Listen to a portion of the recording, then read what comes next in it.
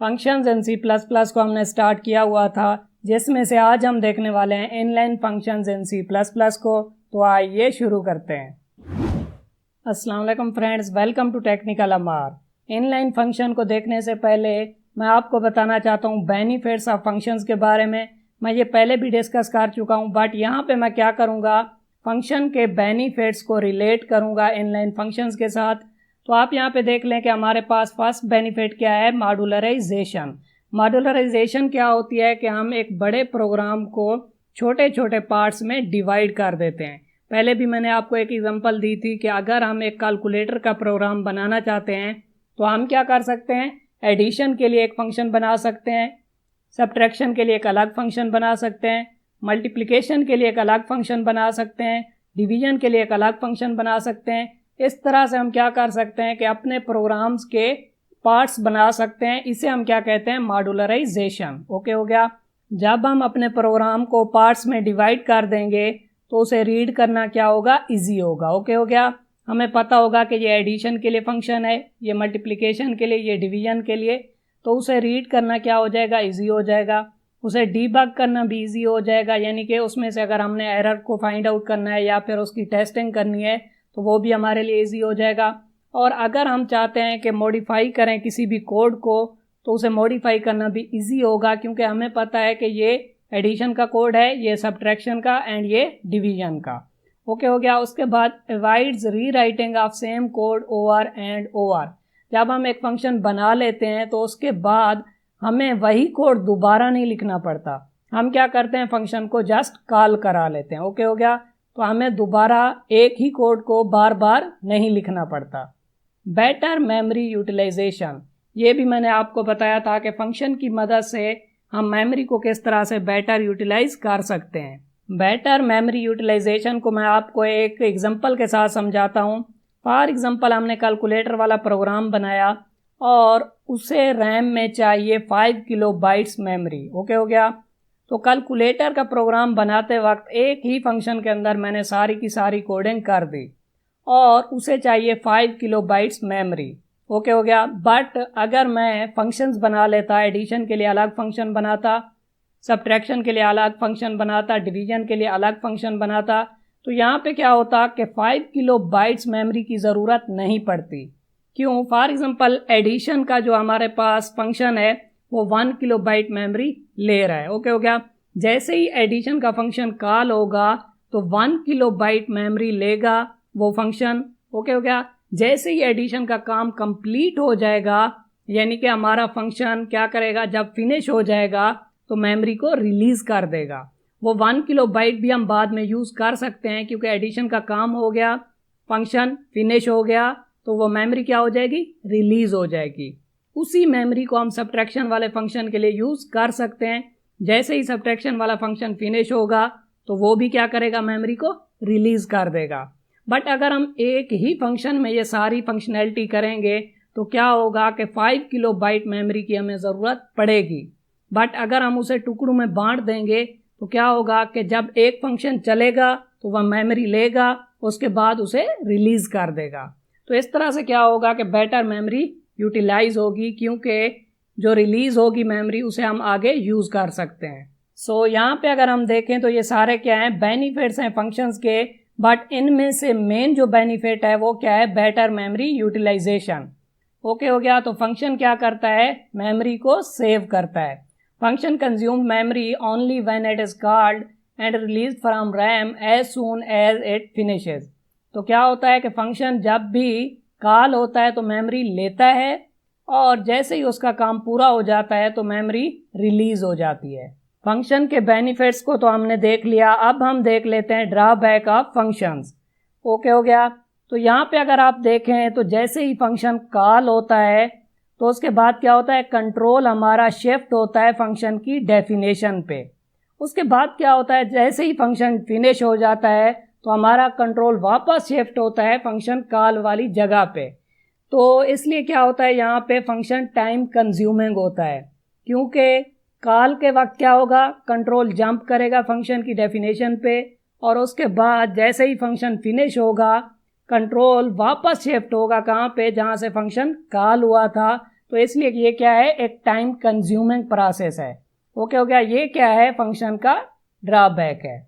सो अब हमें क्या करना चाहिए कि फंक्शन बनाना चाहिए या फिर नहीं बनाना चाहिए। अगर हम फंक्शन बनाते हैं, ओके हो गया, तो हमें ये सारे बेनिफिट्स देखने को मिलेंगे कि मॉड्यूलराइजेशन भी अचीव होगी, easy to read, easy to debug, easy to modify, better memory utilisation, ये सारी चीज़ें हमें देखने को मिलेंगी। बट अगर हम फंक्शन बनाते हैं तो उसका ड्रॉबैक क्या है हमारे पास, कि वो टाइम कंज्यूमिंग है। तो अब हमें क्या करना चाहिए कि फंक्शन बनाना चाहिए या फिर नहीं बनाना चाहिए। तो मैं यहाँ पे कहूँगा कि हमें फंक्शन बनाना चाहिए, क्योंकि इसमें क्या होता है, मेनली बेटर मेमोरी यूटिलाइजेशन होती है। बट अगर हमारा फंक्शन इस तरह का फंक्शन है जो कि ज़्यादा मेमोरी को नहीं बचा रहा, हो सकता है कि हमने एक ऐसा फंक्शन बनाया जिसके अंदर 2 से 3 लाइंस का ही कोड है, ओके हो गया, तो इससे क्या होगा, ज़्यादा मेमोरी नहीं बचेगी, बल्कि क्या होगा, उल्टा टाइम ज़्यादा कंज्यूम होगा। तो हम क्या चाहेंगे कि जो फंक्शन हमारे स्मॉल फंक्शंस हैं उन्हें हम फंक्शन न बनाएं, बल्कि उनकी जो कोडिंग है उसे वहीं पे ही चिपका दें जहाँ पे हमने फंक्शन को कॉल किया था, उन्हें फंक्शन ना बनाएं। बट इससे क्या होगा कि हमें बाकी जो इसके बेनिफिट्स हैं वो भी नहीं मिलेंगे, easy to read, easy to debug, easy to modify. ठीक है, बेटर मेमोरी यूटिलाइजेशन वाला जो प्रोसेस था, ठीक है, उसको अगर हम देखें तो ज़्यादा वो मेमोरी नहीं बचा रहा, तो हम फंक्शन नहीं बनाएंगे। बट अगर हम फंक्शन नहीं बनाएंगे तो उसके बाकी बेनिफिट्स भी हमें नहीं मिलेंगे। तो यहाँ पे हम हो जाते हैं कंफ्यूज कि हमें किस फंक्शन को फंक्शन बनाना चाहिए और कौन सा ऐसा कोड है जिसे हमें फंक्शन नहीं बनाना चाहिए। तो सिंपल सी बात यह है कि अगर 2 से 3 लाइंस का कोड है और उसे आप ज़्यादा बार कॉल नहीं करवा रहे, ज़्यादा बार वो आपके प्रोग्राम में यूज़ नहीं हो रहा, तो आप उसे फंक्शन ना बनाएं, ठीक है। बट यहाँ पे C++ हमें एक ऑप्शन देती है इनलाइन फंक्शन का। इनलाइन फंक्शन क्या करता है, आगे हम देखते हैं। यहाँ पे इनलाइन फंक्शन ये काम करता है कि आप फंक्शन तो बनाएं, चाहे वो 2 से 3 लाइंस का ही कोड है, आप फंक्शन बनाएं, क्योंकि आपको बेनिफिट्स मिलते हैं फंक्शन से रिलेटेड। बट जो टाइम कंज्यूमिंग वाला प्रोसेस है उसे C++ हैंडल करेगी इनलाइन फंक्शन के द्वारा, ओके हो गया। तो यहाँ पे क्या होगा, चाहे आपका फंक्शन 2 से 3 लाइंस का भी है, आप उसे फंक्शन बना दें, बट फंक्शन बनाने से पहले आपने क्या करना है, इनलाइन कीवर्ड लिखना है। इनलाइन कीवर्ड से क्या होगा, कंपाइलर डिसाइड करेगा कि इसे फंक्शन बनाना है या फिर नहीं बनाना। अगर कंपाइलर को लगेगा कि इसके अंदर ज़्यादा मेमोरी बच रही है फंक्शन बनाने की वजह से, तो कंपाइलर क्या करेगा, उसे फंक्शन बनाएगा। मतलब अगर ज़्यादा कोड होगा तो कंपाइलर उसे फंक्शन बना देगा, और अगर उसके अंदर 1-2 लाइंस का ही कोड होगा तो कंपाइलर डिसाइड करेगा कि इसे फंक्शन बनाना है या फिर नहीं बनाना, ओके हो गया।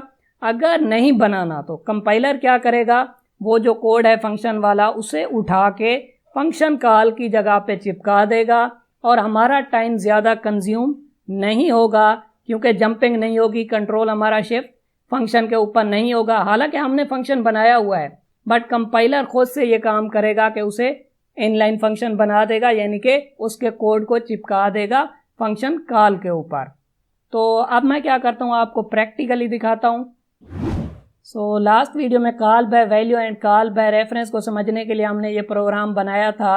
अगर आपने ये वीडियो नहीं देखी तो इसका लिंक मैं आपको डिस्क्रिप्शन के अंदर दे दूंगा, आप चेकआउट कर सकते हैं। मैं तो कहूँगा कि आप क्या करें, मेरी C++ ट्यूटोरियल फॉर बिगनर्स वाली प्लेलिस्ट को यहाँ से एक्सेस करें। इसमें आपको तमाम लेक्चर सीक्वेंस में देखने को मिलेंगे, ओके हो गया। इसका लिंक मैं आपको डिस्क्रिप्शन में भी दे दूंगा। तो उसके बाद आप यहाँ पे देखें कि हमने क्या किया, एक वेरिएबल बनाया जिसके अंदर मैंने असाइन कराया 5। उसके बाद मैंने क्या किया, यहाँ पे a की वैल्यू को प्रिंट कराया। बट मैं क्या करता हूँ, यहाँ पे कुछ चीज़ों को चेंज करता हूँ। जैसे इसे यहाँ से मैं इरेज कर देता हूँ, इसे भी यहाँ से मैं इरेज कर देता हूँ। उसके बाद यहाँ पे मैं इसे रेफरेंस नहीं बनाता। तो अब अगर देखें तो हमने क्या किया, यहाँ पे हमारे पास एक वेरिएबल है a जिसके अंदर रखा हुआ है 5। उसके बाद मैंने क्या किया, इंक्रीमेंट फंक्शन को कॉल किया, तो उसके अंदर मैंने पास कर दी a की वैल्यू। तो यहाँ पे हम लिखेंगे कॉल बाय वैल्यू। तो हमने ए की वैल्यू को पास किया और यहाँ पे फंक्शन बनाते वक्त हमने क्या किया, ए की वैल्यू को रिसीव किया बी के अंदर। उसके बाद मैंने क्या किया, यहाँ पे बी में इंक्रीमेंट किया और उसे वापस रिटर्न करा दिया। ओके हो गया। और अगर हम चाहें तो इसे भी ये सिंगल लाइन में लिख सकते हैं। मैं क्या करता हूँ, यहाँ पे इसे इरेज कर देता हूँ। ओके हो गया। यहाँ से इसे मैं इरेज कर देता हूँ और रिटर्न करा देता हूँ b+1। ओके हो गया। तो उसके बाद क्या होगा कि b में इंक्रीमेंट होगा 1 का और हम उसे रिटर्न करा देंगे वापस। तो यहाँ पे कंट्रोल वापस आएगा जहाँ से फंक्शन कॉल हुआ था और वैल्यू चली जाएगी रिजल्ट के अंदर और हम उसे यहाँ पे प्रिंट करवा देंगे। ओके हो गया। आई होप कि आपको ये समझ में आया होगा। तो आप यहाँ पे देखें कि हमने इंक्रीमेंट को एक फंक्शन बना दिया, तो इसकी वजह से क्या होगा, कंट्रोल यहाँ पे शिफ्ट होगा फंक्शन पे और जैसे ही हम यहाँ पे रिटर्न कराएंगे वैल्यू को तो कंट्रोल वापस शिफ्ट होगा जहाँ से फंक्शन कॉल हुआ था। इसकी वजह से क्या होगा, टाइम कंज्यूम होगा, ज़्यादा टाइम लगेगा प्रोग्राम को रन होने में। तो यहाँ पे हमें इस फंक्शन को फंक्शन नहीं बनाना चाहिए था, बट अगर हम नहीं बनाएंगे तो बाकी फ़वायद से भी हमें हाथ धोना पड़ेगा, easy to read, easy to debug वगैरह वगैरह। ओके हो गया। तो यहाँ पे हम क्या करेंगे, कंपाइलर के ऊपर रख देंगे कि इसे फंक्शन बनाना है या फिर नहीं बनाना। हम तो बना देंगे। तो डिक्लेयर करते वक्त हम क्या करेंगे, यहाँ पे हमने क्या किया, इसे कॉपी किया और यहाँ पे पेस्ट कर दिया। ओके हो गया। इसे क्या कहते हैं हम, फंक्शन डिक्लेरेशन। फंक्शन को कॉल करने से पहले कंपाइलर को पता होना चाहिए कि ये इंक्रीमेंट क्या है, इसलिए हमें क्या करना पड़ेगा, इसे डिक्लेयर भी कराना पड़ेगा। तो फंक्शन डिक्लेयर करते वक्त आपने क्या करना है, यहाँ पे लिख देना है इन लाइन। इन लाइन लिखने से क्या होगा, हमने कंपाइलर को कहा कि कंपाइलर साहब आपने डिसाइड करना है कि इस फंक्शन को इनलाइन बनाना है या फिर नहीं बनाना। अगर ज़्यादा कोड है तो कंपाइलर क्या करेगा, इसे फंक्शन बनाएगा, हमारा कंट्रोल शिफ्ट होगा, जंप करेगा यहाँ पे, फिर वापस जंप करेगा यहाँ पे। ओके हो गया। अगर इसके अंदर लाइंस ज़्यादा नहीं हैं, 1-2 लाइंस ही हैं, तो कंपाइलर क्या करेगा, इसका कोड यहाँ से उठाएगा और यहाँ पे चिपका देगा। ओके हो गया। तो क्या होगा, फिर हमारा कंट्रोल शिफ्ट नहीं होगा। देखने में तो हमें लगेगा कि हमने फंक्शन बनाया हुआ है, बट कंपाइलर इसे फंक्शन नहीं मानेगा, बल्कि इसकी कोडिंग को यहाँ पे चिपका देगा। ओके हो गया। तो इसे हम कहते हैं इनलाइन फंक्शन। तो यहाँ पे हमने इनलाइन फंक्शन बनाया। मैंने आपको एक और तरीका भी बताया था फंक्शन को डिफाइन करने का। तो अगर आप क्या करते हैं, इसे यहाँ से कट करते हैं और मेन फंक्शन से पहले इसे डिफाइन करते हैं, तो आपको यहाँ पे फंक्शन डिक्लेयर करने की भी ज़रूरत नहीं है। ओके हो गया। तो अगर फंक्शन कॉल से पहले आप क्या करते हैं, इसे डिफाइन करते हैं, तो आपको डिक्लेयर करने की भी ज़रूरत नहीं है। तो अब हम कैसे इनलाइन कीवर्ड बनाएंगे, यहाँ पे हम फंक्शन डेफिनेशन से पहले लिख देंगे इनलाइन।